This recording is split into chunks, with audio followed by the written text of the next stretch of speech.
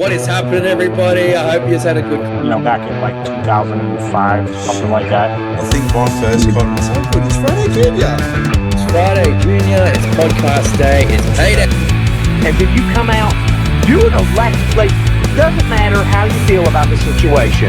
My name is Raph. We're always start the podcast because we just want to talk about it. We want to talk about music, we just share those stories and experience. This is my co-host Carl, aka the Beer Buddy. He is hailing you. This sort of weird era where they're sort of right in that post-grunge. Look, you're fighting the good fight in today's world. My war was fought 40 years ago, really. We are the two dudes who talk music, and we are here. Hey, I'm too quick on that air horn button, mate. How you doing? Yeah, that is amazing. I love it. Your second of it, dude. Fantastic.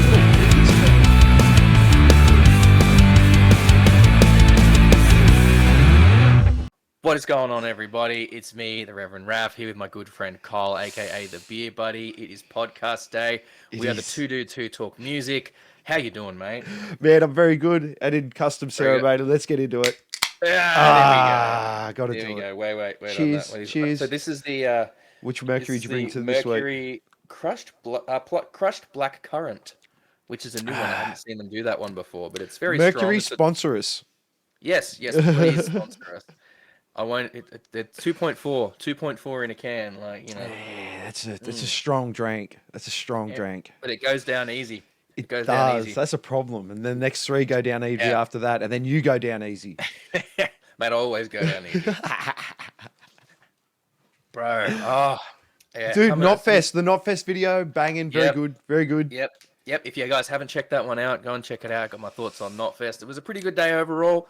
Despite the rain, it couldn't really dampen the spirits all that much. Every band did a really, really good job. Bit of disappointment when it got to the end of the day, but that is what it is. Go and check out the video for more info on that. But mate, what have you been up to?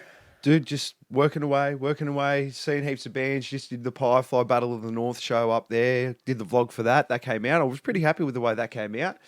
But got to talk to some people. I'm thinking of a new segment for Two Dudes Talk Music. So that should be coming up soon. We're gonna answer some questions. Okay. I have one big one in mind. So we're gonna find out off the people. I reckon the Australians can sort this one out. I'm keen for that. We'll keep an eye out for that one coming soon. But other than that, no. Look, it's a good day today. It's podcast day. We're always happy to be here on the podcast, having a couple of drinks, chilling out, talking with some rad people. And look, hit that before we dive in. Hit that subscribe button down there. Hit the notification bell. We don't post a shitload of videos. You don't get spam with notifications. We post 1, maybe 2 videos a week. I'm going to hit a challenge. Give us 10 likes. Let's hit 10 likes on this video. 10 likes on this video. Let's see if we can get 10 likes. And if you like reactions, just subscribe. If you like our banter and reactions, head over to the Metal Ruse channel, where you can get your news, reviews, reactions, all sorts of cool stuff. We do reaction videos over there, so don't forget to check them out. Get your heavy metal news from Metal Ruse. But mate, let's dive into it. I'm really excited for this one. We've got a band that I've wanted to get on for a little while. They've been absolutely kicking ass. They've been doing all sorts of cool shit. They have just dropped a brand new song. Let's get them on here. We have Vin and Monica from the last Martyr. Welcome, guys. How you doing? Good, thanks. How are you? Yeah, we're fine. Hey, you got you lot on. It's awesome. Absolutely. It's a great day. Great day to get you guys on. So busy lately. We just dropped a new single, so can chat about it with you. And we're completely self-managed, self-booked, self-everything. So we're right in the thick of work mode at the moment with this new release. It's a big thing being independent, isn't it? It is. Yeah. Full-time job, all its own, It is, but now is the space to do it. You got, if you, and it's so good to see you're busy on social media, because that's where it's at. Like the tools are there. You just got to. I know I've seen a lot of posts lately about how trying to beat the algorithm on top of writing heaps mad music is a battle in itself, but it's the game. Yeah. So like having a good song isn't good enough anymore. It's just that's the base level, and then on top of that, you have to be a bit of a content creator to promote that song, which is that's why it becomes a whole 2 jobs, I guess. And if you're a solo artist, I feel for you, but we're lucky enough to be in a band, so Yeah, Yeah, that's I do not know how solo artists do it. Hey, I think about that all the time. Well, that's it it. Like, is. and I suppose if you're out there looking to form a band these days, you almost need to be saying like, okay, cool, yep, you're a guitarist, and I'm looking for a guitarist. You can play the material, but what else do you bring to the table? Well, Because that's yeah. sorry, go on. No, I was going to say that's the exact attitude that I went into actually like looking for bandmates. I like started looking for bandmates when I moved to Melbourne in like 2017, and it was always like, okay, well, I need a guitarist, but I also need someone who has the capability of recording demos at home, who understands that social media is important, who has like touring experience and understands like what that lifestyle is actually like. And so with every member like in this band, I think it took us like a couple of years to really find which pocket we all sit in terms of our expertise. For me, it was like pretty clear because I come from like a marketing background, but we all have like really, really important jobs in the band, and we share like, some of the same stuff around, but it's definitely not all about the music. The music is kind of like minor sometimes, it feels like. Mm, mm. But that's we've said it a few times on the podcast over the last couple of years. Is not just like, yeah, I mean, and Vin, you said it there. Like, having a good song these days is just not that doesn't cut it on its own. Unfortunately, like, the business is not the meritocracy that it may be naively to say, but once was. Once upon a time, it may have been a meritocracy, but those days are long, long gone. You need to be able to do so much more than just that. Outside the band, on stage as well. Like, I can go out any weekend in Brisbane and see a dozen good bands, but how many of them are going to be memorable? How many of them are going to stick in my head? How many of them are going to be pumping get on our mailing list, get on our social media, like, giving me a reason to get onto that next level and actually follow them and what they're doing.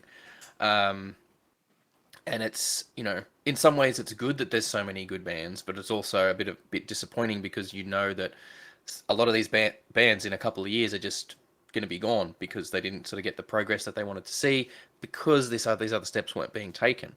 But so you mentioned, you moved to Melbourne, Monica, sort of like 7 or so years ago now. It's I hate saying that 2017 was 7 years ago. It's like, oh, I just no. So you kind of started looking for people for a band. So is that so how quickly did that come together? Like, what was that process like for you finding people to get that going? It was a pretty interesting process. So, like, being originally from Sydney, I grew up in the Sydney scene around like Newtown, and like I had a lot of like musician friends there, and I was in several bands there throughout uni and in the years afterwards. But moving to Melbourne, I kind of felt like that was the next step because Sydney had just gone through losing a lot of its venues through the lockout laws, and I was seeing a lot of musicians get disheartened. I felt like every musician I knew was like already in a band sort of thing. And Melbourne, there was just so many more creatives. So I thought, you know what, time for a tree change, and I moved down. But the process to find the right people, I think this is like one of the hardest parts about being in a band or like wanting to be in the music industry is finding bandmates. It's like I hear from like my friends and peers all the time like what the struggle is, and it was a struggle for me. Like, I remember, there was like I was looking for bandmates before I moved, and so I was jumping on like online forums and stuff. I would come down for like the weekend, just a party or whatever, but I'd meet up with like a guitarist and we'd jam. I was like trying to get something in place before I moved. And then when I moved down here, like, yeah, I was just trying to write with different people, and I had some like really like weird experiences. Like, one time I went to this like guitarist house who had a studio, and he gave me a demo to like write stuff over, and I just rocked up at his house, and there's all these like like big like crucifixes around me, like on the walls and stuff, and I'd just written this song that was just like fuck you, and I came from like a Catholic background, so I had all these like religious like connotations in like the lyrics that I wrote for this like demo song that I was supposedly going over to record. Turns out he was like living at his mum's house, and the studio was like in a room off like this main lounge room. And so yeah, that was like a weird experience. Didn't work out, not because of that, but because, you know, they didn't really value social media or see the point in it. And I thought I can't wear the burden of social media just solely on myself. But yeah, I had a lot of like funny experiences like that. Like I met up with this other guitarist one time, and he like ran a gym, and I only had a weekend to be there, and I had to like watch him eat like chicken and rice before we started jamming. And I was like, what the fuck am I doing here? Anyway, eventually I found Ben on Melband, our guitarist. He ghosted me for a couple of months. He went overseas and like had some stuff going on, and so I was like, come on. But eventually he hit me back up again, and it was just weird how we clicked. We had exactly the same you know, we had exactly the same mindset. We wanted to work with exactly the same people in terms of industry people. And it was just serendipitous, because I believe it was like 1 week before I just had this complete breakdown where I was like crying to my partner, and I was like, I'm never going to find another band, like blah, blah, blah. It was like, it was really hard. Like, as you guys know, like when you're a musician or you want something so bad, like to feel that it's, you know, still arm's length away is really difficult. But Ben replied to my message literally like a week later, and the rest is history. So I don't know. I like to tell some of my journey because I just think it is harder than what I think it's given credit to, how hard it is to find the right bandmates, and how like, yeah, just how painful that can be sometimes when you're a creative. Well, that Yeah. we talk about this on the regular, you know, and other band It's members rough. when we talk about it too. It's about surrounding yourself with the right people, because if you don't have the right, like, it's everyone's got like, understandably, everyone's got their task, but you're all going to be moving in the same trajectory. Yeah. You're only Yeah. as strong as your weakest link. Mm-hmm. Yeah, like I mean, we look. It's as you said, finding people can be such a challenge, especially when if you've got something very specific in mind. I think a lot of people are like, yeah, I want to play in a band, I want to do this, and then they'll link up with some people that they might have some stuff in common, but they don't necessarily want to end up doing like the same thing at the end of the day, right? They don't want to end up doing that. And like I'll be honest, like back when, you know, like back when I was still in Sydney, I was in a band. I don't know if you may not have heard of them, but they were called Acid Nymph, and we, you know, our singer Kaya kind of said, "Hey, look, guys, you know, just letting you know, at the end of the year, I'm out." This was kind of early in the year, but she's like, "Look, just letting you guys know now, at the end of this year, I'm out. Like, this is because it was cool and it was very enjoyable, but it was not really the stuff that she'd wanted to do. She kind of initially had come in as like a fill-in when the original singer had left, and she ended up sticking around for a few years, but so we were trying to find a new person, and it was extremely challenging because we had so many people come in that were to audition that were all very talented. They were all very talented at what they did, but none of it was quite the right fit.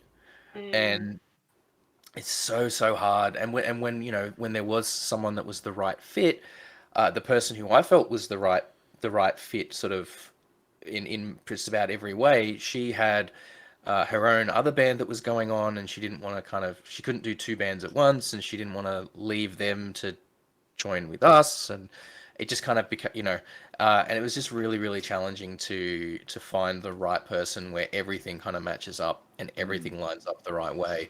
You know, it's hard. It's when they say that being in a band is like being married to three or four other people, it really is, and it's hard enough to make, you know, like one-on-one relationships work a lot of the time. Trying to juggle the relationships with that many people becomes that many times over more difficult again. And finding that compatibility across the board, you know. So I definitely can appreciate how challenging it can be when you're trying to find people to work with. It's definitely like a marriage. Like you share finances. You're asking each other what you want for dinner. Like it's. Yeah. Are you okay today? You know, it's literally a whole, and we've said this before. You never, and it's when you go on tour, That's when you learn about each Pressure other. cooker. Yeah. Yeah. Because it's a pressure cooker. You just spent and this is the thing, it's not quick drives in Australia. You're doing 6-7 hour drives to get to the next city, and 12-hour drives, if you're going from Sydney to Queensland in one go. And then and then everyone's just annoyed. There's 5 of you in one car normally if you're in and you're cranky, you're tired, you're hungover. And then you you're got to go hungry. smile. Then you got to go smile and play a show with these people that you just spent the last 6 hours in the car with. Well, I need metal so we can look angry and no one. Yeah, that's it. He's really into it. Yeah. But then after the show though, that's when it's all good again. Yeah, everyone's on the high from the show, and we're like, we did this thing together, and it's really cool. I mean, we've seen each other so fucking sleep deprived, and I mean, we haven't done any I believe when we do a very, very long stint, say when we go to Perth or something like that and do an Australia-wide tour, that's going to be interesting. But we've definitely done plenty of East Coast tours now and trips to Adelaide, and we've definitely seen enough to know that we at least can function as a band on that level, I think. But yeah, I'm the worst when I'm hungry and tired. If I have not slept, I mean, sometimes I'm fine, but I am just and I'm gluten intolerant, so I can't eat a lot of stuff on the road. Oh no. Either. And there's been definitely times where I've been to Ricky, I've been I just need some fucking food, blah. And Ricky's yeah, I'm hearing you, we'll get you some food. And we're all still together as a band, so that's okay. Hey, that's it. Well, you're making it work, which is good. Let me ask you guys. So you guys, being from Melbourne, when you do Adelaide, do you drive that or do you fly it? We drive it. Yeah. Drive it. Okay. I think it's an easier drive than Sydney. It's just one straight road. It's an hour less. So we've done the Melbourne to Sydney stint countless times now, and so Adelaide feels shorter because it's half an hour less or an hour less or something like that, and it just makes all the difference. So I don't think it's too bad. It's all right. I mean, we had. I did a show in Adelaide, and every band from Sydney makes or Brisbane makes this mistake the first time they do Adelaide. They go, look, it's really expensive to fly. We'll drive. We'll share the driving and we'll drive. And from Melbourne, it's not too bad. I imagine it's probably all right. But from Sydney or Brisbane, bands do that once. They drive it one time and then they're like, nah, we're fucking flying next time. We had that. We did. I can remember another previous band I was in, Tensions Arise. We did a 3-day show. So we did Melbourne, Warrnambool, and Adelaide. And after Adelaide, we didn't stay in Adelaide. We finished the show. The show was over, packed up the van, and started the drive back to Sydney. But, 18-hour drive, even with 4 drivers, it was a nightmare. It really was. We did that. I was in another band with Ben, our guitarist, before Last Martyr, and we did the exact same thing. So we played an Adelaide show, and we went a bit further. So it was Kangaroo's Hook, I think. So a bit further past Adelaide, and then because it was a Saturday, and we were oh, we've all got work on Monday, we just bit the bullet, packed up, and drove straight back to Melbourne, and it was 17 hours of driving. It's a punish. It's such a punish. Yeah. Well, we did. What is it? I think we did a show in Melbourne one time where we drove down, played the show, and then drove home afterwards. That was worse because we took 2 cars, so there was only 2 drivers in each car, which was just, I'm that was dumb. That was so dumb. Yeah, because the rule is the person in the passenger seat front has to keep the driver awake. So it's you get no reprieve because you have only 2 people. Yeah, exactly. It was just, it's a nightmare. If either sleep in the car, sleep in the van, fly, find the cheapest fucking hotel you can to stay in, just do something. Don't try and do those big ass drives because it's so dangerous. Yeah, it really is. That was the only time I'd let people smoke in my car. If you were a driver, it'd be mate, you can just punch starts, don't crash the car. Yeah, there's definitely been a few vans I've returned in my lifetime where they're there's a clear no smoking sign, but everyone's just smoking in the van and hoping rolling the windows down in the last hour will kind of resolve that. That was that never works. It never works.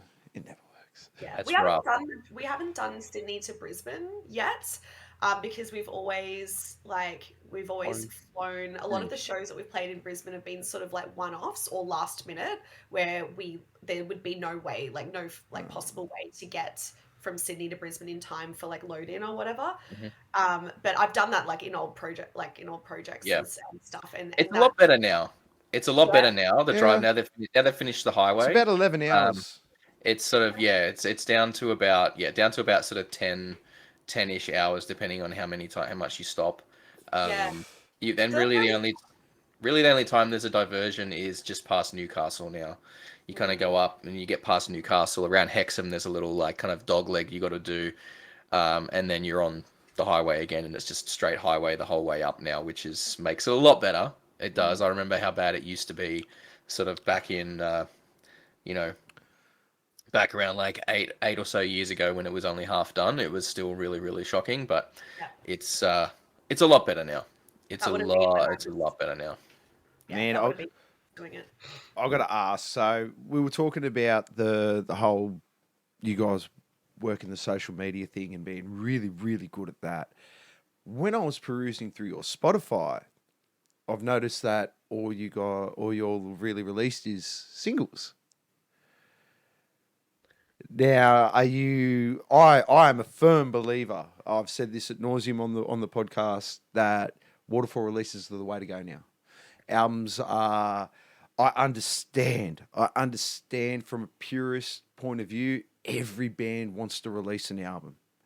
I get it, but we got to appease the algorithm gods. Was all of this intentional? Have you all got like this back catalogue of music that you're just slowly going to release and feed out to the world? Is there an intention of a full massive album release?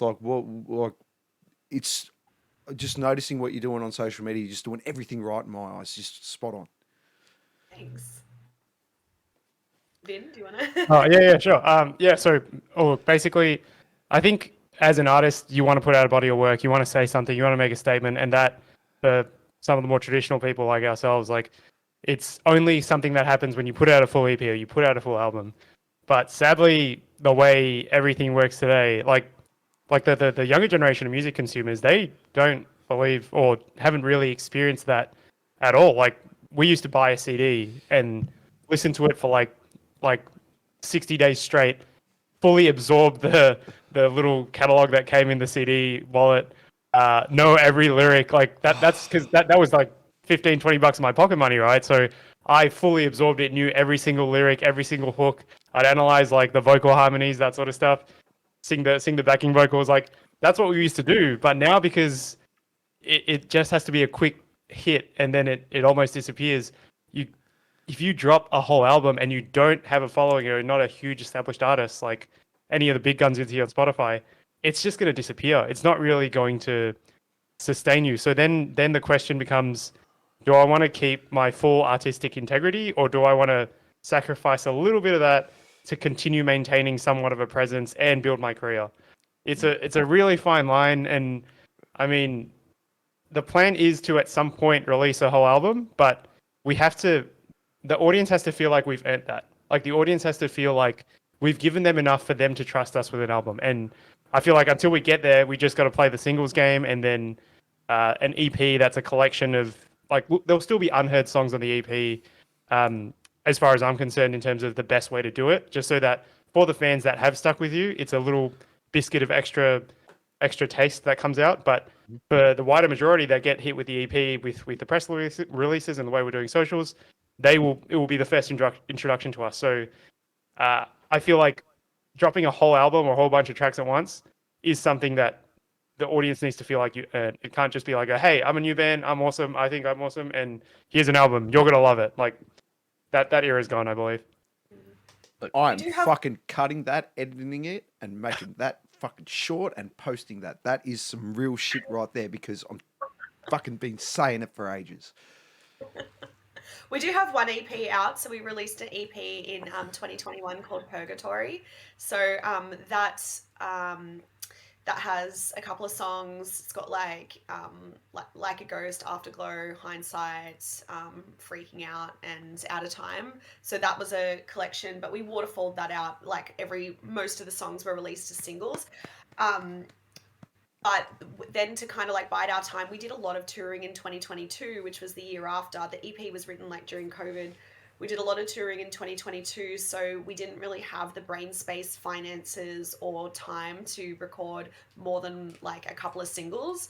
We released one single, Sugar, which did, a really good job for us. And then last year, our goal was to really focus on writing more than touring, which is what we did. So Antidote, which is our latest single, that came about as part of like this new like focus on writing for us. But I have to like interject, and I agree with everything like Vin said. Also, I'd like to add that for me, I don't feel that there's any artistic integrity lost in just releasing singles. That's not my point of view. No. I don't have a short attention span.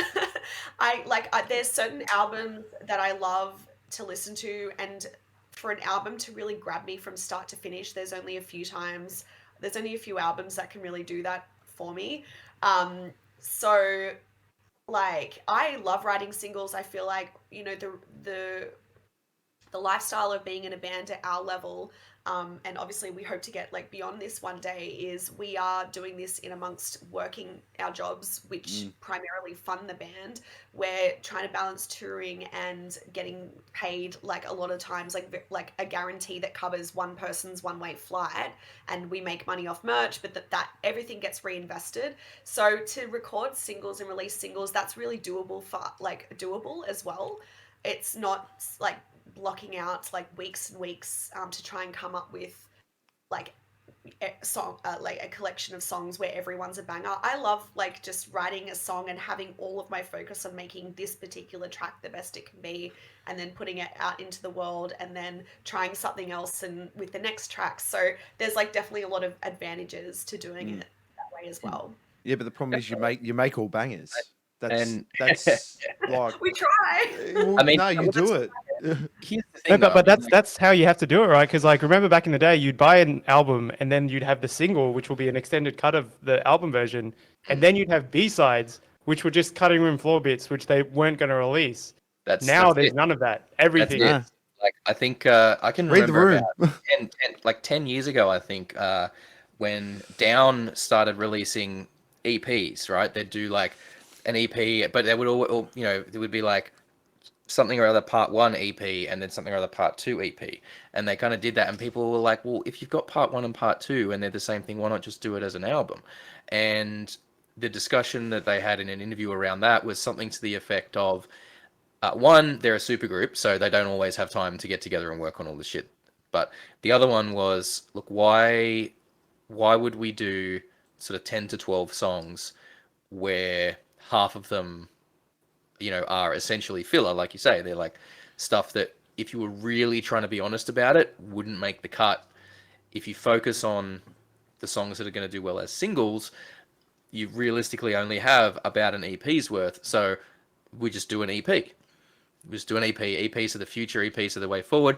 And obviously, over that 10 years, streaming has really become a lot more prevalent, and it's progressed even further to the point of, singles being much more predominant now.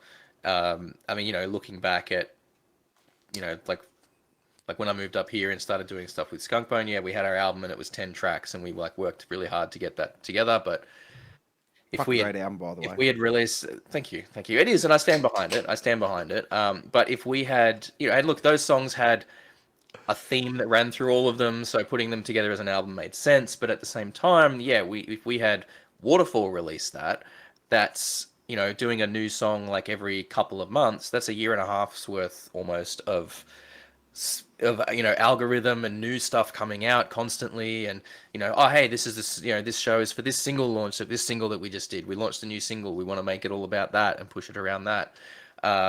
So there's, I mean, in terms of always having something new coming out, it's just the way it is these days. Yeah, it's it. Mate, you got to read the room. You got to read the room, and we don't want it to be this way. We don't like it this way, because I'm like, I as much as I use Spotify, I hate Spotify because automatically it gives people enough time to shit on an album within a 6 or 12-hour period, and you can't justify your purchase anymore, like Vin said. When we used to buy albums, we used to have to justify our purpose. We used to look for reasons why those things were good. Now, unless it kicks you in the face and makes you want to like scream it from the heavens, it's no good. Well, you know what I miss. You know what I really miss about albums becoming less of a thing? Secret tracks. That's what I miss. Yes, where it's just like You can't have secret tracks in the where it was hidden in like the negative track, the negative time stamps of the next track, so you couldn't just skip straight to it. You had to listen to the track before and let it flow through to get there. Like, I miss those, man. I Look miss at what Korn did with Follow the Leader. it's exactly the one I was thinking of. Like, I can remember being in high school and that comes out. Really aging myself there with that one. But high school, yeah, that came out and I'm listening to The it. And I first just 12 kinda had tracks it on don't my- work. I had it on my had it on my like my little boom box in my room while I was studying and just like let it play and it kind of finished and I'm still studying. I'm like, yeah, I'll just let it come around again. And then I'm like, what the fuck is that? Why can I hear people laughing? What the? And I went over to it and checked and it's like negative 5 minutes and 20 seconds. I'm like, what the fuck is this? Yeah, like secret tracks are, and that's the thing. Like kids that grow up, come up now, they won't understand the concept of a hidden track, like a secret track that wasn't in the liner notes, and what even are liner notes to kids these days, right? They just that's no it. idea. Album artwork, liner notes, all this stuff is just going to become less and less relevant. But in saying that, though, the rise of vinyls has come back. People, I think, well, but it's a collector's piece. It's something you can it's a put on your collector's thing. wall. But in saying buy it. that, if you're selling a physical copy, who gives a fuck where they put it? I don't give a shit if you don't listen to it. Just buy the fucking thing. All it takes is one person to listen to that vinyl, and then they'll be on Reddit saying like, "I just listened to the vinyl," and if you go to like whatever minutes into it, And it becomes And a then, Yeah.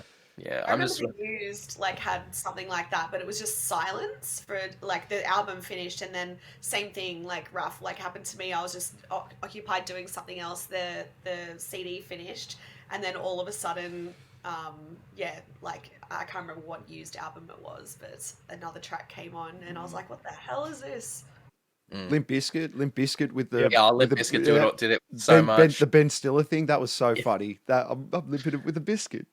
Yeah, I'm totally. Oh, I can put a Z in my name. I'm bad. So let's talk about the new single then, Antidote, that you guys have just dropped. First of all, Great love it. work. Really, really great song. Thank you. Very much enjoying it. What can you tell us about the song, the meaning behind it, how that one came together? Yeah, just what's the story with that one? Yeah, so we wrote this track at a writing retreat. It was the first time that we kind of broke out of this like stop-start single mentality for the first time, like, you know, just speaking of all that stuff. And we thought, well, what would happen if we had a whole week to focus on music? We rented out an Airbnb in the Mornington Peninsula, and we had different stations all around the house. So our producer was kind enough to stay with us as well and hang out with us for the week. It was very wholesome. We had wine every night. We played Mario Party. Vin cooked like delicious slow cooked meals, and we just had this whole week to write. And the goal was, I guess, we had a loose goal of 3 songs. We ended up writing more, and Antidote was one of the first tracks, I think. It wasn't the first track that we wrote, but it was the first track that I think we completed, and we were all kind of like, wow, like this is the one, like this has to be a single, damn, like this song is good, sort of thing. And like obviously when you write music, like the hope is that you really, really like the stuff that you're writing, or else there's no point. But I don't know, this song just really hit different, and I think that we were operating on a different wavelength because we were there for the sole purpose of music. We were in a space that was very like grounded and safe, and like we were all there for the same purpose, and we knew we had this extended time. So that's like, listening to the song draws me back to that week because it was like a really cool creative week for us. As for the meaning like behind the track, so Antidote is really about, you know, when you're seeing things on the news and you're like, the world's just fucked, but you have someone in your life that kind of grounds you and like that you love, that kind of is like your pillar of strength through no matter what happens outside in the real world. You can come kind of back to that person and feel safe. That's really what Antidote's about, is like being kind of the antidote to anything else like negative that makes you feel sick. And like I don't write a lot of like love songs, so you know the you know, I was brought up in a household where I was told that, like, you know, emotions, you know, in not so many words, but I always got the sense that, like, emotions are weakness. And, like, I have a very, very strong, like, family who are, like, very, you know, I guess, yeah, Stoic? just like strong people. Yes, stoic in a lot of ways. And so I was really brought up to and went through a lot of experiences where I developed this mentality of, like, only relying on me and don't let love in and blah, blah, blah. So, you, like in the verses, it's really talking about that, like, you know, up until this point, I like my heart was like hardened. I mentioned a crystal called like black tourmaline, which is basically like the spiritual meaning is like safety and strength and stuff, but like it's a black, like hard rock that is like found in the earth. So it's the verses are really like talking about that, but the chorus is just like opening up and just like being completely vulnerable and being like, you know, wait, like I don't want to push you away, like I'm actually going to decide to let love in. So that's really the meaning behind the track. That's beautiful. Awesome. I love that It shit. is. It's very, very sweet. I like that. See, yeah, love is awesome. It is. It is. It And is. but I love that. Like, I love a good heavy metal like love song. You know, like I think there's obviously, as we know, there's so much misconception amongst a lot of people about heavy metal and what it is and what the music is. And I think that, you know, like I always like it when, but the problem is, I think even within metal for a long time, you know, there's this mentality amongst a lot of people that it's can only be angry, and that if you're doing anything emotional about it, oh no, that's emo shit, that's gay shit. Like, you know, you can't, you know, It's like changing though. It's like the it new is. generation that's coming in. It's definitely Oh, I changing. love it. It was definitely like a I love boomer it. mentality where it's like, oh, you played a metal band. Like, which devil do you worship? Like, Yeah. Yeah, that's changing. gone. That's Like, and yeah, I think but the problem is people's like, you listen to metal, you listen to Cannibal Corpse. It's like, what? Where did that come from? yeah. Not like yes, but that's not fair.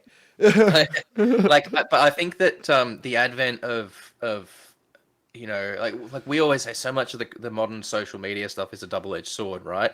Like, it allows you to have more access to potential fans, and fans to have a greater level of access to the bands than they ever have before. It allows much more discoverability, but on the same time, it leads to obviously the issues with having to, you know, work to work with the algorithm, like we talked about before. But I think seeing, look, maybe it's just me because I have interest in heavy metal, but I see on a lot on TikTok a lot, certain bands having, you know, a song will go viral, or one of their songs will get used in a trend that kind of then takes off, and that brings a lot of attention to the band. And, you know, the idea that it's becoming, actually, I was even watching a video about this on YouTube the other day, which is like rock and roll, like it was about dad rock, right? The video was talking about dad rock, and it was basically saying, like, one, like, what is dad rock, but also, is all rock and metal dad rock now, because it's become so safe, it's become so normalized. You know, you don't have the like jet flying, limousine riding, kiss stealing, wheeling and dealing, like rock and roll stars out there anymore. You've got dudes playing rock. You got, you know, dudes and chicks playing rock music, and the rappers are the ones that are out there now doing the high flying lifestyle, and that metal and When you we think good? about it, it's, yeah, no. It's I but know. when you think about it, even if you take it a step back, you haven't got the parents kicking in the doors anymore, going, "What are you listening to?" It's like, you should listen to this. Yes, yeah, that's it though. Like rock and roll and heavy metal is just not the rebellion that it used to be. Well, I Right? think there's like a bit of a like the conditions for that to happen back in the day were a lot easier to attain. So when you're in a band, and if you like what we saw on MTV and stuff, were bands that were on labels. There was a lot of money flowing in. They had this carefree attitude because they could. Whereas what we're seeing now is label money's dried up. There's no MTV. You got to be on YouTube. You got to build your own channel. Scene YouTube isn't as big as like rap YouTube and all those other subgenres of music. So because there's not enough money flowing into it, and everyone's focusing on like, I got to make sure I have the best banger. Otherwise, like you have nothing to stand on. Yeah. There's no room to foster those sorts of personalities. So it's almost like a situational change. There's less label money because there's less money to be made, I guess. And the whole Sum 41 like punk rock where they used just to be like, you just see vlogs of them doing stupid stuff. We just Yeah, they were don't have jackass. time to do that anymore, unfortunately. You could be Yeah. jackass at the same time. That was articulated very well. Yeah, and that's definitely, I think, a factor that plays into it for sure. Like, that's one of the reasons, you know, like, because it was, I think one of the bands specifically that was mentioned a lot in this particular video I was watching was Blink-182. You know, like they were Huge fan. they were the fucking idiots that were just out there like being, oh, like I'm a fucking dropout, so I'll just play in a band, right? Like that was the persona they were putting out there. They were the flunkies. They were the thing, and like I think the epitome of that was like the video for Rock Show, where they're literally just gone, label gave us a bunch of money to spend. Let's spend it. And they're just doing unrelated like antics Yeah. for the video clip. yeah, or whatever. I can't remember which one it was, but the video where they're like naked and they're like running around naked. What's my age again? Is that the one? I think it was. So and now like and I think it's just so much because the people playing this music have matured, and the new people coming into it that are doing rock and metal nowadays, as you say, like they're having to do it a lot more on their own. They're having to be a lot more independent about it, which requires a lot more maturity when it's going in. And you know, since moving up to Brisbane, playing with so many bands up here, like a lot of young people coming into the scene, people that are like 19, 20, they were born after I started playing music, right? Like that's really like where I'm at in my life and with music nowadays. And they just know so much about how the business works. They have their heads are wrapped around the business in such a way that is like they're gonna take over. They really, really are. They're just gonna run, and I love to see it. I love seeing that the music that I love is kind of in the hands of this new generation that is gonna absolutely smash it. I love the variety. I love, like, I'm one of these people that, you know, I have tried very hard not to let my tastes stagnate. I try and seek out new music all the time wherever I can. Different music, more, you know, like metal blends kind of well with everything, right? I think we're all aware of that fact here. Especially the last Martyr. So bands that are mixing, you know, like electronic stuff in with metal, or, you know, bands out that are like baby metal or bloody wood, where it's not, a lot of it's not in English. You know, bands that are, or like bands like The Who coming, you know, that just did Knotfest, right? Like they're up there mixing metal with Mongolian folk music, and everyone's just embracing it with open arms. Like I love to see that shit. I love the evolution of metal. I love that metal is broadening its base like that and just becoming so open to so many people. And like I said, that the future of it is in. Yeah, it's in the hands of people that genuinely care about music and understand the business, and that are basically going to make labels irrelevant for the most part. I think there's going to come a point soon where I just think music labels are going to be a thing of the past, for better or for worse. No, they just own all the publishing companies that run Spotify, so they'll get their money. Yeah, that's it. They'll get their That's money, it. They've diversified into that, right? Yeah. But the thing you said about dad rock, I think there's another side. So there's the personality side of it, right? But there's also the music side of it, which some people complain about. Everything's been sort of the Linkin Parkification of metal, where everything just kind of sounds like safe, and that's it. Yeah, it's a choice. But then if you go back in it, it's a choice because that's what the people who are making music now grew up in. They're the biggest band of that generation. Yeah. And we were all kids when they were killing it. So And the thing was, when it started, it wasn't safe. yeah, it wasn't safe at the time when it started. But because they've made it huge, it's like inspiration speedrun. You can only create what you know. Yes. Like if everyone only knows this same set of things, then that's all you're going to end up creating. And I think that's kind of what we saw, because back then there were no choices. It was, you buy this or you buy something that's a little less known, a bit more risky. What are you going to spend your money on? So I think that whole like dad rockification of metal will pass, and everything will just get diverse again. And a lot of something else too. Like obviously music is music is inherently tied to the cultures that surround it, and even into the early 2000s, you know, it was like colored hair, like tattoos, piercings was still seen as very alternative thing. Like there was a certain type of people that got that, and it was the people that listened to metal, right? That stuff has also become very mainstream Yeah. now. That's become way more mainstream now, Fuck. much more like accepted in sort of wider society. And you know, you can't like see someone with colored hair and piercings and go, I know that we're going to get along because you listen to metal, right? Like it's just not the way it is anymore. So That not started only when I has was about 25. That was 10 years not ago. I only has remember, not only yeah.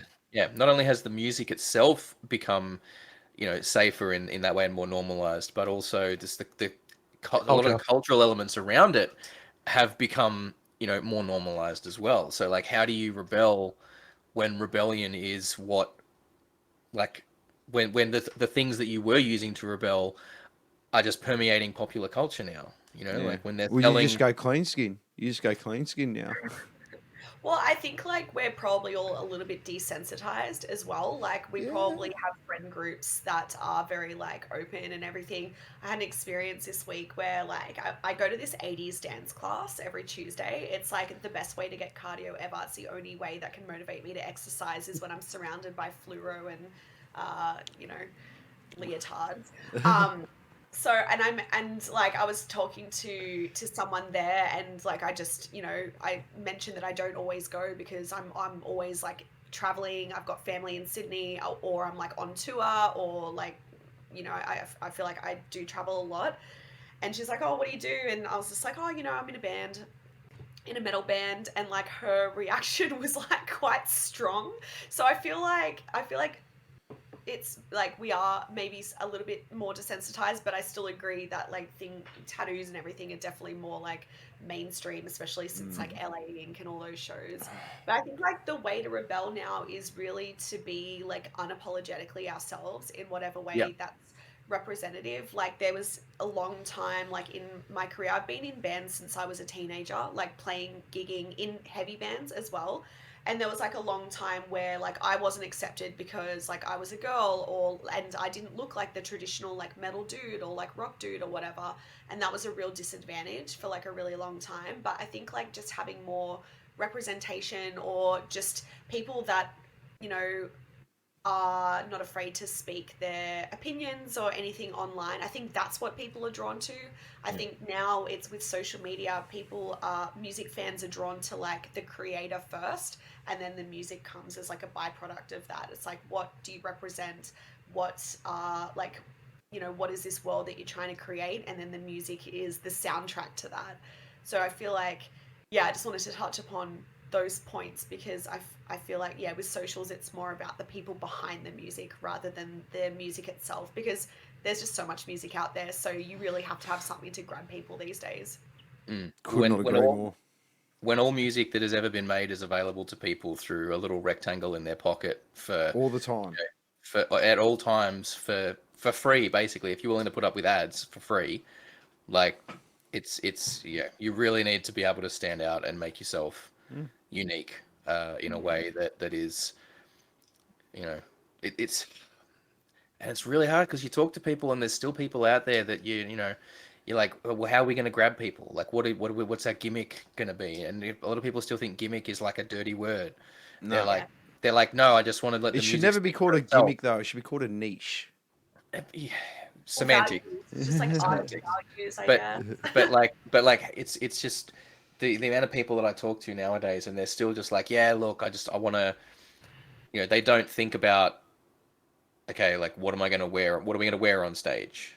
Like, is that, you know, they don't even, and yes, it can be you know, you can wear the clothes that you've just worn all day. Like that's not an issue, but you have to think about, is that something, you know, you have to make that decision, right? Is that going to be something we're going to do, or are we going to have like a look on stage, right? Like, doesn't have to be a uniform, doesn't have to be a thing, but are we going to have a look on stage that's consistent? Are we going to, you know, ensure that we've got like logo that's catchy and a band name that's easy to remember and easy to find, right? Like, because a lot of bands out there now, they still want to have a name that is just a very, very common term that makes it impossible for SEO, right? Like, how are people going to find your page when you know, we said, like, we talk about Live, the band Live, right? Like, you just have to imagine worst band name for SEO ever. Live. Like, how is that going to work, right? So there's It's just a live lot of band also doesn't work.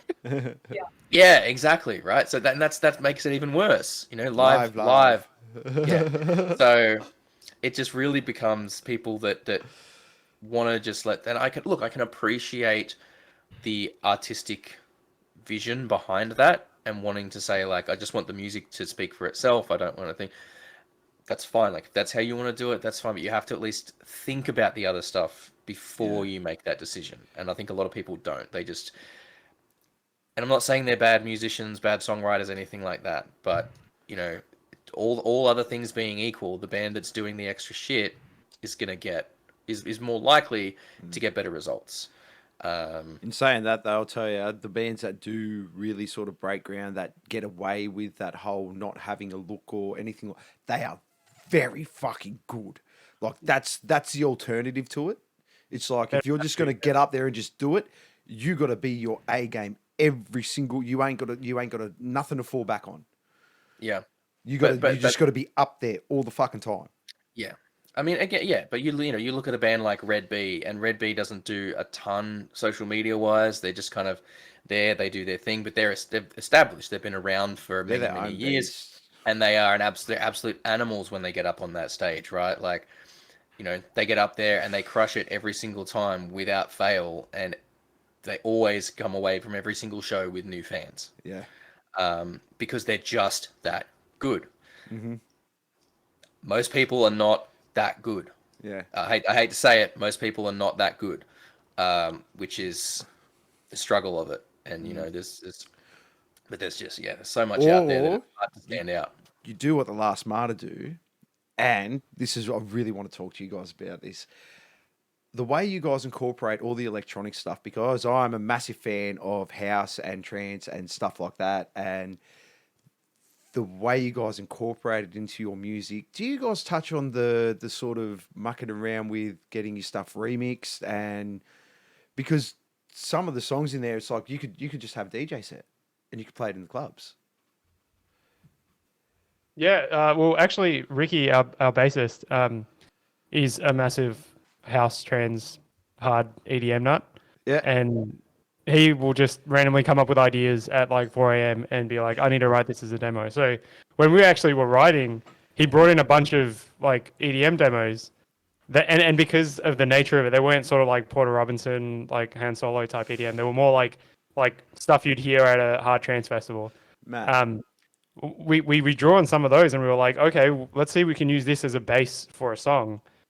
And then everything just like spiraled from there and we were like, oh, whoa, all of a sudden it's like, this is the song. Like, what are you talking about? And I think like that writing retreat we did was a real good way to recreate the way, or well, re-envision the way that we work together, because there were opportunities to do things like that, which we wouldn't have if we were all just like tired after a day of work, rock up to the studio, just be like, okay, so what are we doing today? Like, just having that extra space and then seeing, oh, wait a second, we have this to tap onto in the band. So yeah, Ricky was a big element in terms of bringing that side of things in, and to the point where we're actually this year trying to rebuild our live setup, where like I'm using an SPD pad. We're trying to see if we can get a little synth rig built for Ricky as well. So in between parts where it's more sub bass driven, Ricky can jump on the samples and trigger them live as opposed to playing bass. And then maybe get like a little pad or something for Ben to tap on, like just make it more of a live experience with all these extra elements being triggered live as well. But I'm really excited about that side of things, and also it keeps the sound a bit fresh. Oh, How many times can you? 100% it does. 100% it does. Yeah. Sound, How many times sound can you guys play are gonna the love tone? you. Because one thing, well, me and Raph were actually listening to it before we came on, before you guys jumped on the stream. The freestyler cover.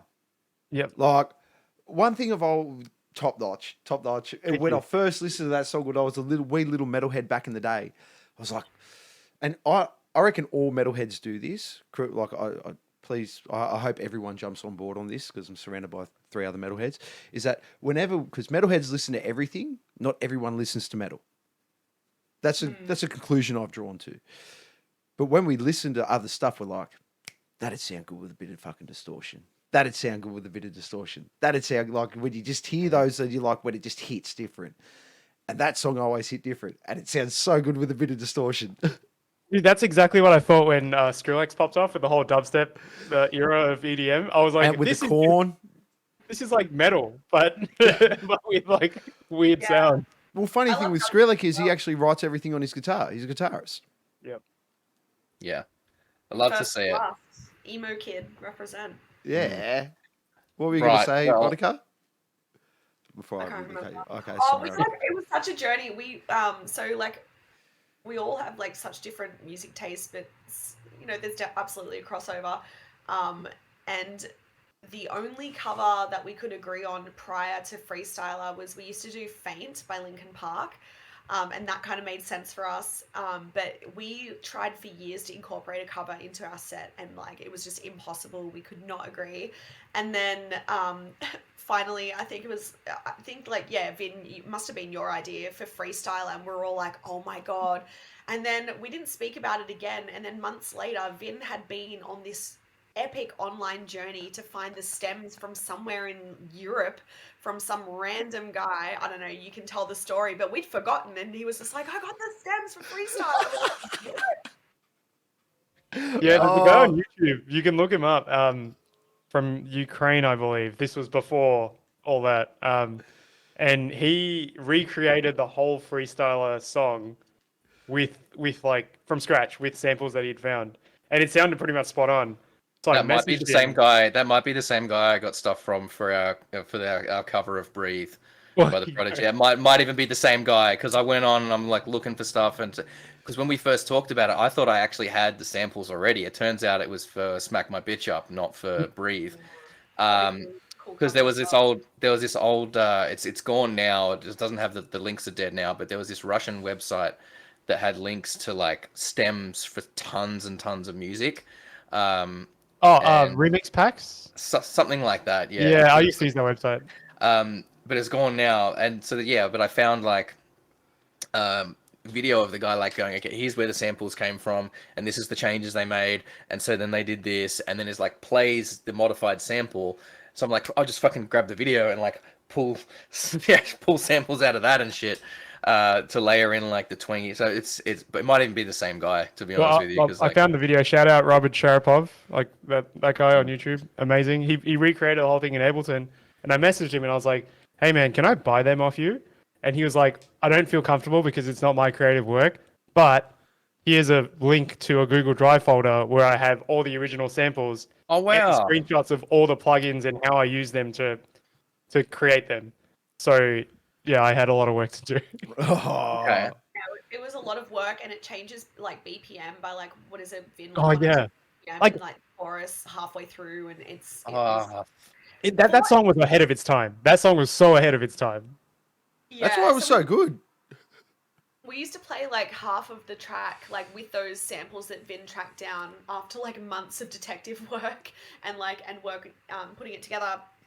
We used to play that and then transition into our song Like a Ghost, and it was just like a taste tester for the audience to kind of pique their interest if they hadn't heard us before, because I think it's one of those songs that you listen to and you're like, it's not one that you obviously think of when you think of, especially us like doing a cover, but then everyone knows it, and it's like, it's one of those songs that's just like not well known enough that when people hear it, they're like, oh, I remember that track, and it brings back memories.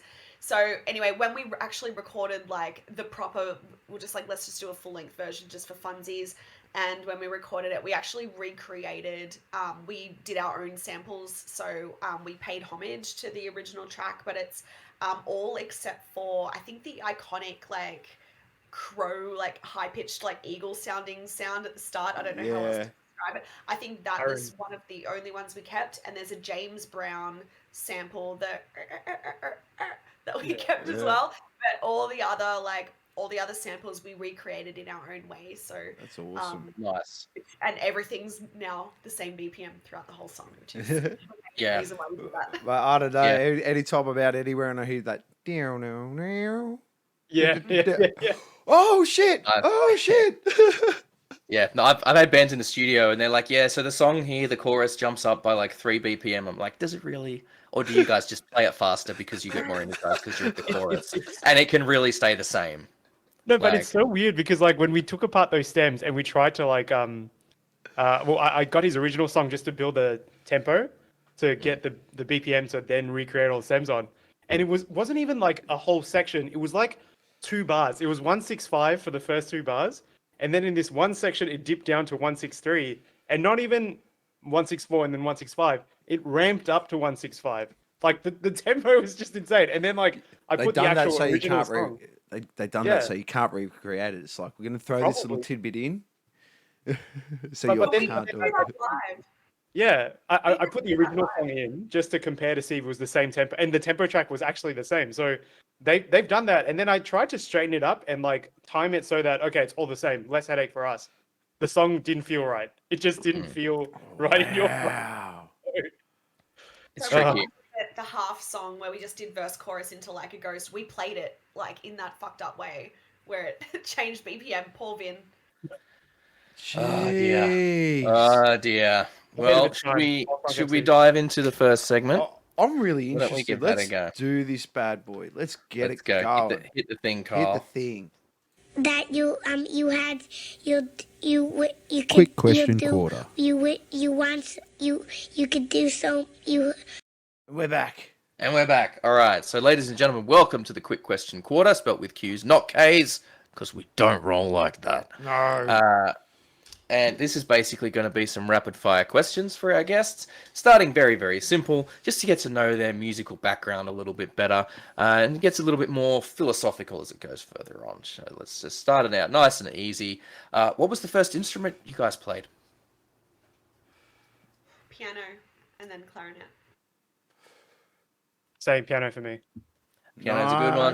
Nice. It's a good one. I think similar for me. Like I had dabbled on guitar, but piano was the first one I really started learning. I think it's a great foundation, and often learning piano comes with learning music theory, which I think is a big help. Even a basic level of music theory is really helpful. What was the first album that you purchased? Michael Jackson Off the Wall.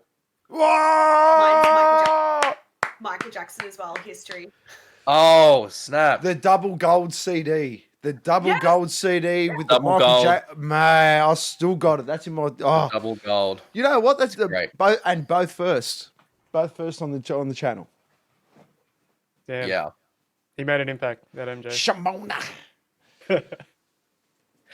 What was the first live concert that you attended? Mine was Yellow Card. Oh, jelly. I'll meet you on Ocean Avenue, eh? Yeah. Mine was Ricky Martin. Oh, you were living the Vida Loca. Yes. Back when he was straight. In the car, he was shebanging. Oh, Back- yes. Back when we all thought he was straight. Yes, that's it. Before he was when he was shebanging the women's panties off the stage. What's an instrument you've always wanted to learn but haven't had the opportunity to yet? Mine's really boring. Guitar. I want to learn guitar just so I can write stuff, but then I've resorted to just using MIDI guitar to write ideas now. Look, Mate, man, best way to do it. guitar is one of the easiest instruments to get the basics of. So it's yeah. I And can already hear the clacking worthwhile. of all the guitarists saying. No, bullshit. hey. No. I didn't say it's an easy instrument. Mastering it is very, very challenging. Yes. Learning the basics of guitar is very easy. It is I one suppose- of the easiest. It is one of the easiest instruments to learn the basics of. I can look like I can play the guitar, yes. But I can't play. That's just decoration. I'm gonna have to go from a core childhood wound for this one. I said clarinet as my second instrument because it was piano and clarinet like very in quick succession. I wanted to learn saxophone, and they would not let me learn the saxophone. I was assigned the clarinet, which I feel like is a poor man's saxophone. No offense to any clarinet players. I've heard one song where I thought the clarinet sounded good, but saxophone, I wish I could play that. I mean, Wasn't that the whole Kenny G phase? Didn't Kenny G play the clarinet? I would learn saxophone purely for two songs, Baker Street and Careless Whisper. Of course, Careless Whisper all the way. And Uh, wasn't there a saxophone solo in what's that Bruce Springsteen song? I don't know, probably. And It's to Bruce learn the Springsteen. saxophone and to learn the saxophone part of that big dude in the Lost Boys. Um, That was All actually right. the second instrument I learned, so I still have mine one. If you Oh, there you Oh, go. you got a saxophone solo. There you go. Make it happen. I We was want a thinking sax. about this. We want a Next sax. writing retreat. Don't worry Yeah, about the we kit. want a saxophone part in the next in one of the upcoming songs. Viper Snatch Uh, did a flute solo. Yep, if Viper Snatch can do a flute solo, you guys can put a sax in there. We'll figure it If, out. We'll figure it out. if you could pick one big band or artist to open a show for, now there's basically no rules with this. Is living or dead, active or not, whatever period in their career that you would prefer. One big band or artist to open a show for, who would it be?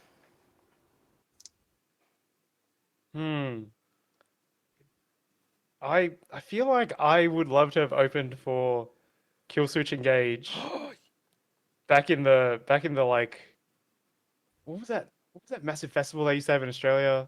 Can't remember. Big Day Out. Soundwave or Big Day Out? No, there was another one. There was like a more like Home Like- the Used was at it, like Atreyu, Under Oath. I can't remember. Anyway, back in that era, if I could open for Killswitch. Wow. Mhm. So when Howard just joined the band. Yeah. There's something special in the water at that point. For sure. I would say Avenged Sevenfold, but when the Rev was still in the band. Yeah, during their sort of peak. Awesome. Good choices there. Time to break out your Spotify playlists. Who is a band or artist that you're listening to at the moment that you think is underrated and deserves more attention? Ooh. So many. Underrated. I don't know. I mean, Can be like, local, can be overseas, Just something that you're really vibing with at the moment. that you think people need to listen to. yeah, there's two that come to mind for me. The first one is I cannot stop listening to the new Days Like These track. It is just like absolute gold. Vin and I actually did backing vocals on it, so maybe we now. You can barely hear it, but it just adds texture in the background. But yeah, the new Days Like These track, which I'm having a mind blank on. Show Me Love, I believe it's Show called. Me Love, Show Me Love. Ooh, can you show me love? Oh God, so good. And then the second, oh God, there's just so many. This is a hard question, but the second, I'm really digging this artist that I found on TikTok called Amira El Feki. I feel like she's totally an industry plant. She's signed to Atlantic, but she's basically like Deftones combined with Evanescence. And Do not there's- say that. What was her name again? You said industry plant, and I didn't write it down, but now I'm going to write it down. Yeah. Amira El Feki, AMIRAELFEKY, and she's just someone that captivated me through the mood that she's created on TikTok, and I just think like, oh God, it's just such a vibe. Oh, Yeah, I've come down. across her as well. It's actually pretty accurate, like the Deftones Evanescence crossover. But I came to the same conclusion where I was like, she doesn't make sense as an artist if she's not an industry plant. She's got like Sadly. a million TikTok pages, and I keep being shown them, and I'm like, I need to create a million TikTok pages and hack this system. Mine is actually Juno, duo from Brisbane that are kind of like indie pop, and they're more sort of very. They come out with some really chill songs, and yeah, I like having them in my daily to-do list playlist. Okay. Nice. Awesome. Nice. Always love that. We love the we like to we get lots of good recommendations through I'm this very that interested in question. this. So I Yeah, love it. fucking It's good. What is something that people may be surprised to learn about you? Ooh. I think mine is I'm actually very shy. Like I can be like very socially awkward. Like when you get me on when I'm like, I don't know, I sit right in the middle of introvert and extrovert. So sometimes I can be like very, very shy. I find it really difficult to just like go up to people that I don't know. usually, unless I'm in like a musical environment, and then I feel really, really just like safe and like able to be myself. But outside of like a musical environment, like outside of gigs and stuff like that, I can be like quite reserved. And I think because I do a lot of like music journalism stuff, and I'm always like on social media, I think people, and like front a metal band, I think people don't necessarily think of that, but might Yeah. be a fun fact to know. No, that's awesome. I think we get a fair bit of that. Like we get a lot of people that, you know, I Especially think front being people. being in bands, yeah, the amount of front people that are like, yeah, you know, I'm a bit shy off stage, you know. It's so weird. It really is. It's just like a thing that a lot of Yeah. front people have. I think they get it out on stage and then they're like, leave me alone, off stage. Like I'm very social. I'm a drama kid as well, so like I know how to fake it till I make it. Like I'm That's what it is. That's what it is. I'm like, Yeah. there was something, and I'm like, yep, drama kid. That you said Yeah. it. Same here. Fully. Mine's probably that I'm afraid of open water. Like, definitely afraid. I don't No. like going Man. to the beach. No, Smart no, man. That is- no. I agree with you. I only go up to the Yep. beach into my nips. If it Yep. goes any higher, it's not safe. too If high. I can't as see the opposite. pool, I'm out. I need to be out. I need to be able to see the fin coming towards me.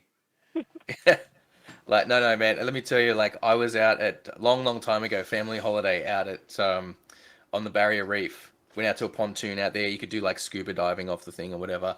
That was when I realized that I was deathly afraid of open water, of open ocean, because I was snorkeling off the side and I looked down and it was just like the Barrier Reef, and then you look down and it just goes straight fucking down into the blackness, and I was like, I'm gonna get the fuck out of the water right now. It's we don't belong out there. No. Um, And I'm just Yeah. going to point out this wee little fact. Have you ever watched those videos where some dude's out in open water and a shark attacks his little canoe or his kayak? Oh, yeah, Have you I've heard seen those them things? There's one little thing I'd like to point out. Why do white people do that? It's always a white- It's always a white always a person. fucking Always a white white person. dude. Yep. It's like the English backpackers, and when they go swimming in the croc-infested waters up north. Yeah. Yeah. But Yeah. stop. Your boat looks like a fish. You're gonna get eaten. Right, now last question. Last question. Of course, I am the Reverend, so it's time for confession. What is your worst music sin? Ooh. Time for some self-reflection here. That can mean Okay. a lot of things. Whatever music whatever sin? you want it to mean. Whatever you want it to mean. The purists are gonna hate me for this, but I currently sight read MIDI better than I do actual written sheet music. Ooh, that's definitely going to piss some people off. Yeah, as a person that grew up on tabs, I completely understand what you're saying. Like, if we write a new song, if I'm learning a new song, I like if you had the MIDI in front of me or you had the sheet music in front of me, as someone who did study music, it's like, yeah, I can read the MIDI a lot easier, sight read wise, as opposed to the sheet music. Sorry. I think the biggest musical sin is how much bass players get shat on. I find bass players, probably not the one in our band, but like I find bass players generally are the most like even keeled Don't do that. Don't normal people. do that. Raf's a bass player. Don't do that. And then Like I used to play bass. I don't anymore, and like I'm not going to put myself in that category. But I always find like bass players are like the most normal people usually of the band. Drummers, I feel like always have this like little kid bass players are the weird fuckers. Like, I know what bass players you've met. Bass players are the weird people. Bass man. players They're are the engineers of the band industry. I don't know. And then the most underrated, it's like, oh, we can just be a band without bass, but you notice it like when a bass is missing. Yeah, I just feel like guitarists, they're always distracted by their guitar. Like singers, like they're just gonna do like singer things. I feel like bass players like the most normal individuals usually. Again, I'm not I don't know about Ricky. But... Look, as a former band person that didn't play bass, I'll tell you how it works. You all got to have your demographic right. So it's like, Please, Kyle, please tell us how it works. Please enlighten us. the reason why your bass players normal is because you got to break them down. They're so important in the band, right? You got to break their spirit. You got to break their spirit so they think they can never leave. They're we bully the Ricky battered so much. wives of the music It's like an world. abusive relationship. That's why because they're so important. Them and drummers, like drummers, you gotta make sure you keep them happy at all times. You don't want them to leave, especially when you find a really good one. You gotta make sure they're happy, comfortable. You drum set up, and we'll help you set up. Drummers you keep with positive reinforcement. Bass Yeah. players you keep with negative reinforcement. That's it. And then guitarists and singers, you just got to feed their ego. That's Feed their it. Am I wrong? Oh wow! Like we bully Ricky wow. so much with like you piping up? Yeah, laptop. Like you're out. Like to the point where like Ricky's no, I can do more stuff. I can play samples. Like I can do live stuff. Like he's had to find job security elsewhere just to make sure we don't like laptop. Hey, bass players are bass players and fair, drummers are the meat and potatoes of bands. To be fair, as a bass player, I have felt that need myself to justify my own existence by like. By being the fucking pack mule and driving everyone around, or being like, running the fucking in-ear rig in the current thing, right? Like, yeah, I feel that. Also, when you get like a really not wrong. You know how there's like some bass players that are just like, oh, I really want to be a guitarist, but I guess I'll just play bass in this band because there's no room for another guitarist. But then you get like some bass players who are like bass players, and they study like the art of playing bass and I mean, I certainly was not that type of bass player, but I feel like Ricky's definitely like a bass player. Like, And that's what this other dude is too. The one. Yeah, I started out as the former, and I evolved into the latter. Yeah. It's hard. Like I needed a very serious wake up call, and I got it, but it was not an easy transition to make. Righto, Kyle, if you would indulge me, please, if you could hit the next one. Yes. I'm very much looking forward to this. Yes. Come on, if you want to fight. Oh, come on then. Get in the bin. Are you enjoying the weather there, mate? What? Are you enjoying the weather there? What are you talking about? Yeah, let's put him in there. All right, Let's put him in the here we go. bin. Let's chuck it. Time for our favorite segment, Get in the Bin. And basically, this is where we say to our very esteemed guests, if you could have all the power of the Infinity Gauntlet there and just snap your fingers and eliminate things from the music business, what would they be and why? We'll grab, I don't know, let's start. We'll grab two from each of you. I think that's normally what we do. We've got two people, right? We get two of each, just so we're not overloading it. Do you want to go first, Mon? I got a very meaty one. Oh. Yeah, I was going to go with a very meaty one, but I'm going to go Let's with... go. I'm keen. Look, I do feel passionate about this. I think drink tickets need to get in the bin. Ooh, I think if you're okay. providing drink tickets to a band, fuck off. You can provide a rider and at least snacks. Like, we have driven probably 12 hours to get there. We have only had shitty servo food. Get us some fucking dip and vegetables and give us a bottle of Jack at least. You can provide that. You get it at cost price. Fuck off with the drink tickets. I was playing a gig recently up in Brisbane where I was on merch the entire night and I did not have a chance to go to the bar and cash in my drink tickets. And by that time, the bar had closed and they refused to even cash in my drink tickets. And I was like, are you fucking kidding? Like, you literally don't even have to open the till for this. And I was so pissed off because as like a band on our level, we're used to getting scraps, right? We're used to sleeping on floors. We're used to we don't ask for much. I just want to be able to have a drink at the end of the night.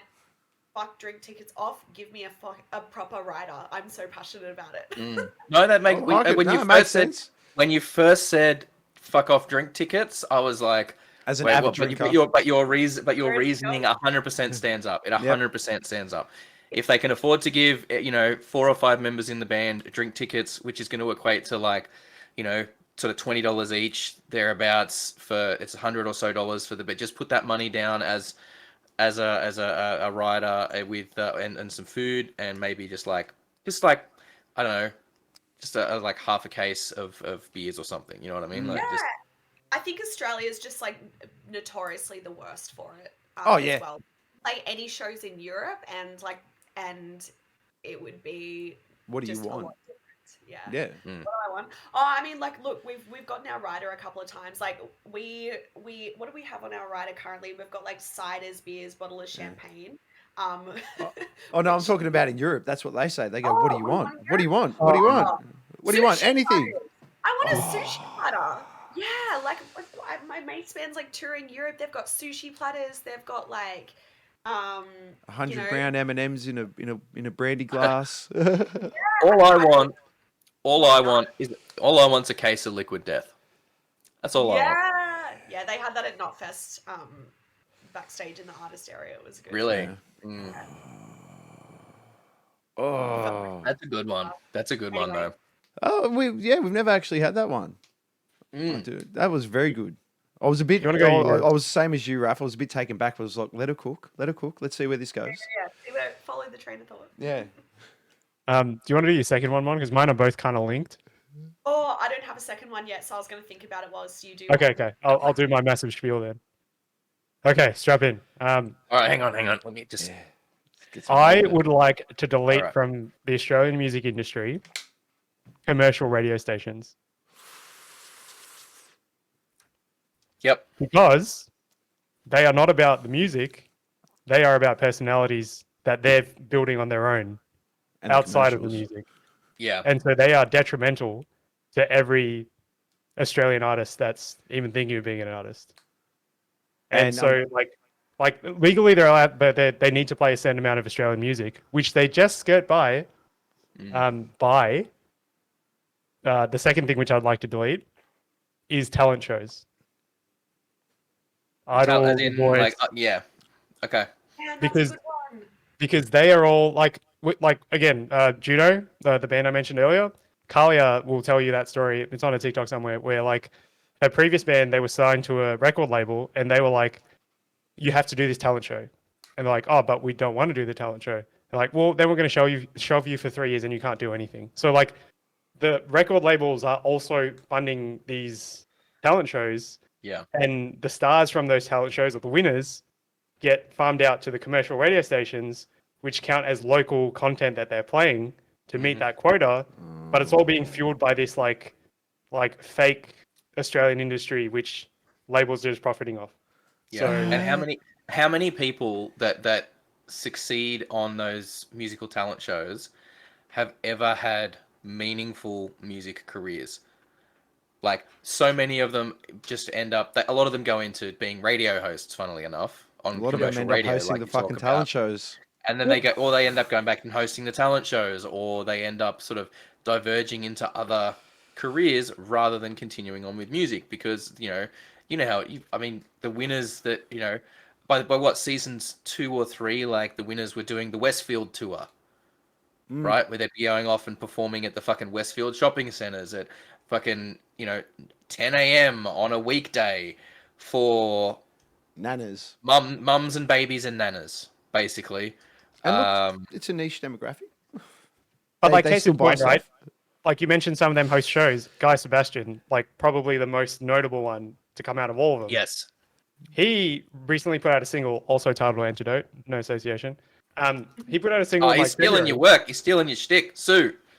But look, it was a collab track with Sam Fisher, so it was like a feature. It had a feature. On like he did, I think something like 650,000 streams on that, and then you compare that to someone like Northlane, who's completely independent. Their singles, okay, to be fair, compare them with like features. So the one with Winston from Parkway, I think that's close to like 800,000 streams, and then theirs with Ian Kenny from Carnival. Like that's up to like 500,000 streams. Like these are independents, Yeah. not like But label plants who are getting broadcast on like commercial TV and radio Yeah. and being We- propped up by these idol shows. Like Hey, it's what is this? competitive karaoke. Yeah, Let's you know just what- call you it know what what it it is, is. It's though? competitive karaoke. You know what it is, though? I think for a lot of it, the people that, like you say, talk about commercial radio, the people that are hearing the song on commercial radio are they're like, cool, I've heard the song now. Yeah. Like, they're not as likely to go and then listen to it on a streaming platform, because commercial radio plays it 3 times a day. Yeah, Like yeah. why? They play it in the morning show. They play it during the no repeat work day, and then they play it during the Yeah. drive home. Right? Like just like they No. don't need to then go and seek it out and stream it. So it just becomes it doesn't help with streaming Yeah. numbers or anything. Well, of it's the way like the that's way I getting, see it, so. it's like they've gone, okay, we need to play local content as a legal requirement. How do we get around that? Oh yeah, we create our own local content that we also make money from, and then that Yeah. defeats the purpose of the whole law. So Yeah. I recall. I don't know if I don't know if the percentage has changed. I believe it used to be 25, I I think, had or to pay 30. 25% Australian content, and then 25% of that had to be new Australian content. Yep. And that would be pretty much taken up by, because as you say, like the talent shows aren't about who wins. It's about, The judges. the judges The like and personalities, find personalities and pushing their own agendas and careers, and they might and taking advantage of young naive singers that might have a dream of being a performing artist or doing music for a career, and then they like sign on to do this show and they get a shitty fucking deal because oh well, you're getting exposure, like you're getting put on TV, we're pushing your music as part of this deal coming out of the thing. We get, if you're on the show, then this record label that's sponsoring the show gets first dibs on a contract for you. And if But you it's not turn even down, like that authentic of an audience though, because it's like Mm. the audience you're given from those shows straight away off the bat is under the impression of like the audience going, "Oh, we gave you our career because I called up and I voted for you." yes, So that weird dynamic between them and their audience isn't like, "Hey, I'm like a personality that I kind of like came up from doing shows, meeting people, going on the ground." Like it's a different relationship that they have with their audiences versus like You own bands like us something or like straight other, away. yeah. Yeah, so it's like a off the bat, it's like a different audience. So like, there's not as much of a connection. So 5-6 years into it, only the most successful ones that have somehow parlayed their career as not just a singer but a personality, they're the ones still around. Everyone else has just gone like, yeah, awesome. I got given this audience, this contract.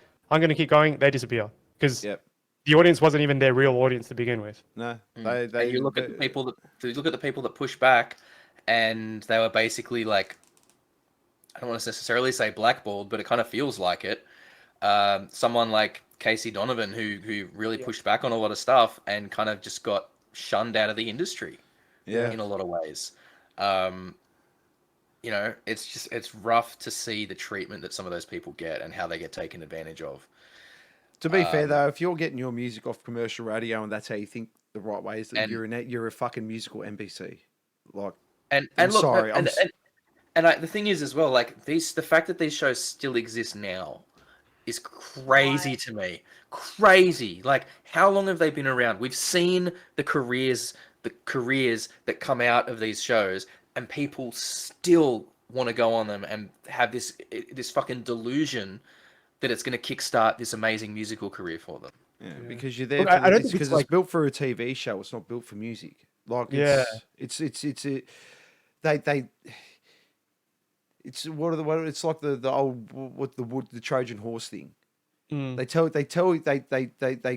tell you, and here's like, oh, look at this music career, but hiding on the inside is just a whole bunch of TV execs Yeah. trying to make their quick buck off the 2 or 3 months that the show will run. And the fact that people have to go through multiple stages of non-televised auditions before any of the televised auditions, and you get so many terrible people on television purely for everyone to point and laugh at, basically, is just that is the only proof that you need about the lack of legitimacy in the shows. But everything else around it just makes it all so much worse. Oh, look, reality TV now is the new version of freak shows of what they had on the back of carts back in the day. Oh my god, that's so true. Like, that's, to me, that's all they are. Like, that's Yeah. especially when, like, Australian Idol were the worst for it. They really used to like put focal points on bad talent. And even so much so, I don't know if you remember, I think during one of the finals of Australian Idol one year, that they actually brought back all that bad talent and gave them a stage with a full audience. Remember the dude the one that done the Ricky Martin song? He did She Bang. Mate, they got him up there and they got him to do the whole song. Like, it was That's true. it was disgusting. It was content for them though. Yeah. That's just a whole bunch of like greedy TV execs just rubbing their little digits together, just counting the cash. Yeah, but I mean, like, and again, if you're listening to commercial radio and watching these shows, I feel like, yeah, you've just worked a full-time job, like at your corporate job or whatever. You come home after a long day, you're eating dinner, you just want something in the background that's easy. But that was a gap in the market that they came in and filled with all this sort of filler on the guise of it being like, yeah, we're supporting Australians, but are they really? And I feel like that's if more people knew about this, about the engine behind the machine, then they'd be like, oh, wait a second, maybe I shouldn't. Yeah, but yeah. Those were my two. Yeah, no, Look, I mean, I'm feel ya. never gonna begrudge people, needing to find, escape from the grind where they can at the same time. Like we're all sort of unfortunately stuck in this system that really grinds people down, and they have to do shit they don't want to do for a living just to survive. So I appreciate everything obviously you're saying there, and I agree. I 100% agree with what you've said there. I mean, sometimes but at the same time, like I think sometimes people just take whatever solace they can get, whatever they can to just distract themselves for a little bit. Hey, I know my big Which is- thing was when I had a really crappy day, I used to put on this show called Ridiculousness. Did you ever see Oh that? yeah, the TV one. Man, if I had a really bad day, I'll just chuck that on. It's like, at least I'm not having as bad a day as that. All right. That's such a good one, Vin. I thought my second one would have to be like, I'm just gonna agree with that, but I have actually found a second one. But yeah, I'm very against those talent shows. I've always seen them as glorified karaoke competitions. Anyone who's a singer has heard a million times from their parents, boomer friends, oh, why don't you go on Australian Idol? I even got it as recently as a couple of months ago, and I was just like, wake up. But I did think of a second one, and it's more of like an Australian cultural one in general, which is I would want to put tall poppy syndrome in the bin.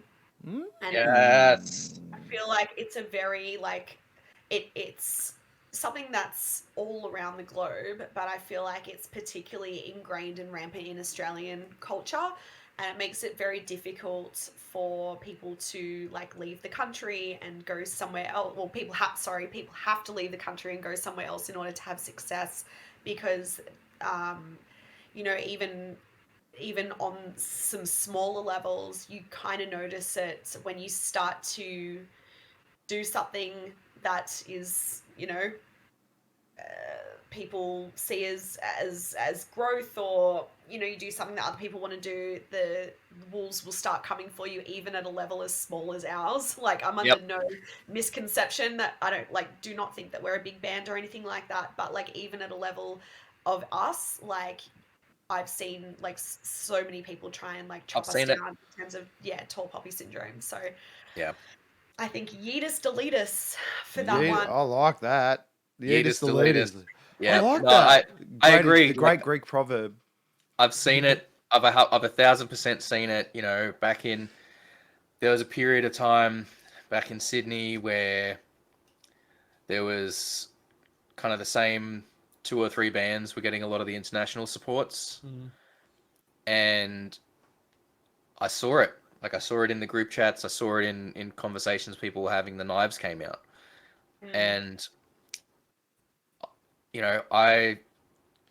I basically was saying look, why are you mad at bands taking an opportunity that was presented to them? Why are you mad that a band is doing well? This is why I like to see the change that's happened more recently. Since moving to Brisbane, I've seen it quite a bit. Kyle has seen it kind of since COVID's kind of gone away and things have come back. There seems to be, and I mean, I would hope that it's the same in Melbourne. I don't know if you guys can speak to that, but there's almost revitalization of rising tide raises all ships mentality. People are happy to see other bands doing well. They're proud of their friends' bands that are doing well. They're excited to see all these new bands coming in and doing well, and realizing that if things are going well for everyone, then they're going well for me too. Not they're going well for other people, so that's taking away from me in that sense. And yeah, There's a it's big just thing. One thing that annoys me, just sorry, dude. No, you're good. It goes. What you were just to add on to what you were saying there. It's like you got the tall poppy syndrome thing, right? and then everyone will shit on you over here, and then you go break ground in Europe or you go break ground in the US, and you start taking over the world, and then all of a sudden, it's like, oh, I used to play shows with them. They were mad. This, that, and the other, and the knives are out the back, and all of a sudden they're hitting you up again. It's not fuck you anymore. That's what happened with Tonight Alive's career, Stan Atlantic's career. They all had to go overseas to kind of get the recognition that they deserved. And then they came back to Australia and they were already huge elsewhere. And people were like, oh yeah. I mean, I know that we don't have like there's a lot that goes into like why bands go overseas that's not related at all to tall poppy syndrome. We don't have the population like capacity here in Australia. It is very hard to like tour, and that stuff's like completely valid as well. But yeah, I just think that tall poppy syndrome, and anyone that's cutting others down, I think just needs to be a little more self-aware.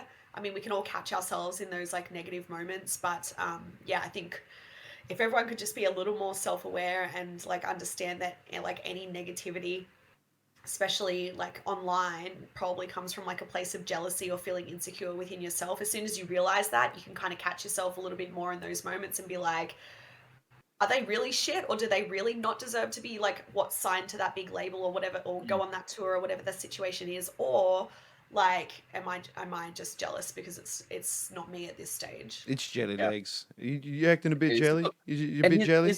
Here's the thing, it can be jealousy is a natural and can be in certain amounts a healthy reaction to things. It's like you see someone else has attained something that you want for yourself.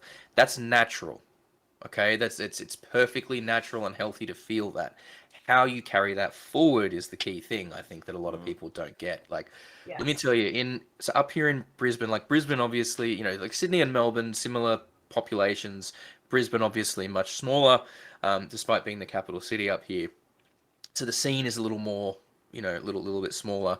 There is 3 masked heavy metal bands up here.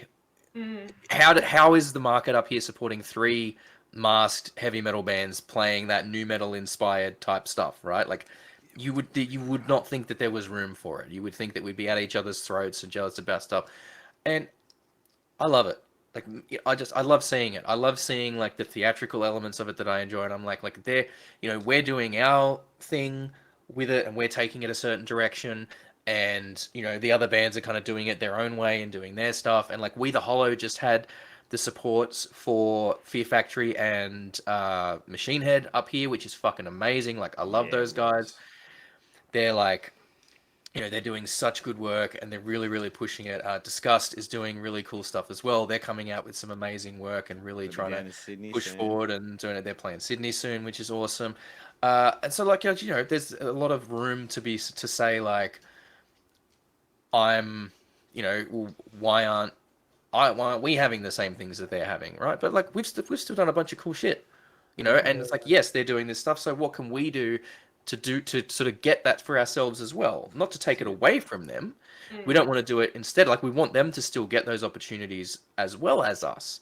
We want everyone to do well. We don't want to take anything away from other people, right? Like just because we're making sure that there's enough on other people's plates, just because other people are eating doesn't mean there's not anything on our plate. And I think that's a mentality that has, it rises and falls. It rises and falls. Like kind of in the 2010s, there was a lot of it through Sydney. There was a lot of jealousy and a lot of like, I don't want them to have an opportunity because that's taking it away from me. And that led to, and especially with the issues that were happening in Sydney with lockout laws and venues closing down and less opportunities for gigs, it became very cutthroat for a while. But I'm glad to see that changing, now coming out of things. Yeah, we've got a very supportive scene at the moment. And like Kyle, what you said before about like not being like jealous, wanting to support everyone and all that sort of stuff. Like it reminds me of last year when I saw Polaris at Margaret Court Arena, and like seeing them at some points in the set, I was like happy to the point of tears. I mean, there's a whole bunch of other stuff that happened with that band as well that's kind of like tied to all of us emotionally, but I was happy to the point of tears because I remember in one of my old bands when they opened for us in like 100 cap room, and I remember meeting the guys and they're all just a bunch of humble guys, and now to see them live on that stage, in that arena stage, it just like, it makes me feel like one of us made it. Like Yeah. those guys Yeah, are there. that's it. That's the way it should feel. Yeah. That's it. Like seeing Wage War up on stage at Knotfest, like Aussies. Was it Yeah. Wake? Oh no, Wind Waker. Sorry, Wind Waker. Wind Waker. Wind Waker, Wage War, sorry. definitely I not. keep getting them mixed up. But we're seeing Wind Waker. Yeah, Wind Waker up on that stage at Knotfest. Like that was fucking awesome. Like that was amazing. I was so stoked for them. Obviously, like King Parrot opening the day was incredible. Like those guys have been grinding for so long. Speed, who were amazing live, by the way, Carl. Like I did put them in a great show. Like seeing Aussie bands get those opportunities. And by the way, I didn't realize that Speed only started as a band about 4 years ago. Like 4 years, and they're on like playing Knotfest lineups. Like that's sponsored by Nike. Yeah. Oh man, a lot of people are pissed off about that, eh? And, Yeah. to any of those people that are out there, go fuck yourselves, because at the end of the day, it's not selling out. It's buying fucking in. These guys got to take any opportunity they can get. And if Nike are going to come and sponsor anyone, and it's a fucking metal band, you're going to take it. Pull your heads out your asses. You'd sign the fucking deal too. Like Vin needs to reach out to like Pantene or something for a sponsorship with that glorious hair. Yes. You know, you'd be like, look, I use your products to keep my hair luxurious and like, you know. Well, man, you know what? Tangle free. Like I'm headbanging on stage, and it's getting all like it just like helps keep it tangle free. It's a big market shampoos companies miss out on, man. It's a massive market, gap the heavy in the metal market. It's a gap in the market. I'm telling you. It may not overhappen. Yeah, I'll speak to my people. All right. Well, let's. Why don't we wrap it up there? So obviously, we talked about the new song earlier, Antidote. That's out on all the places. You know where it is. We don't need to list them. It's everywhere. Go and listen to it as soon as you finish watching this one. You guys also have some shows coming up, very, very soon. Very, very soon. So the day when this comes out, they will be. The first one of them will be the next day. So if you're watching this on the day it comes out and you're in Brisbane, go and see The Last Martyr, because you guys will be playing April 5th with Days Like These in Fortitude Valley. What's the venue for that one? Do you know? Do you have that? No. Oh no, Black Bear Lodge. Black Bear Lodge. Black Bear Lodge. All right, Black Bear Lodge. Awesome. And then a little bit later, so the following week on the 12th, again, playing with Days Like These. That'll be down in Melbourne. And the following day in Sydney. So some What shows day's the coming Sydney up. show? What day's Sydney show? I'm gonna write that down. 13th. Everyone else should write that down too if you're watching in Sydney. Yeah. Hope So you take notes this whole episode. yeah. So go. Make sure you go and check. And look, if failing that, they'll be out doing a ton of stuff this year, I'm sure. So go and check them out. Follow them on socials. Follow them on whatever your music platform is of choice. Listen to their stuff because it's good shit. It It's is. good fucking stuff. It's really good stuff. And keep an eye across for all the new stuff coming out, because I'm sure this is going to be a really, really great year for The Last Martyr. Anything else you guys want to plug before we wrap things up? No, that's it. Yeah. Perfect. Awesome. Jump Awesome. on our Well- website and join our mailing list, because our Yes. mailing list gets stuff like before everyone else, and gets like merch discounts and stuff quite often. And I don't know, we don't send a ton of emails, but when we do, it's usually something good. So yeah, it's a great place to be. Awesome. All right. Well, thank you so much to Monica and Vin for joining us. Really, really appreciate that, guys. Thank you so Thanks, much. guys. Thanks Thank for you to having my us. co-host. Thank you to my co-host Kyle. Thank Thank you, you Raph. for watching. We are the two dudes who talk music. Hit that subscribe button and notification bell, and we will catch you guys next time. Peace out.